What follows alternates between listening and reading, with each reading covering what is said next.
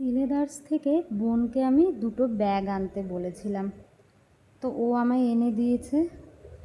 একটা একটু বড়, একটা একটু ছোট। এই ব্যাগটা একটু বড় সাইজের, কারণ আমি যে চাকরি করি তাতে কিন্তু আমাকে অফিস যাওয়ার সময় টুকটাক ফাইল, খাতাপত্র, ডায়েরি ক্যারি করতে হয়। সেই জন্যই ওকে বলেছিলাম একটা একটু বড় দেখে আনতে। তো এই ব্যাগটা একদমই নতুন, এর আগে আমি সিলেদার্সে এরকম ব্যাগ দেখিনি, মানে একটু লম্বাটে ধরনের, বুঝতেই পারছো তোমরা।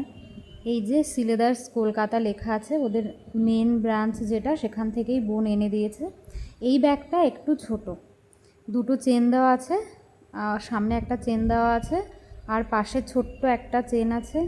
সিলেদার্সের ব্যাগ নিয়ে কিন্তু কোনো কথা হবে না, তাদের কোয়ালিটির সাথে কোনো কম্প্রোমাইজ নেই। এতদিন আমি যে ব্যাগ দুটো ব্যবহার করছিলাম সেই দুটো সিলেদার্স থেকে আনা।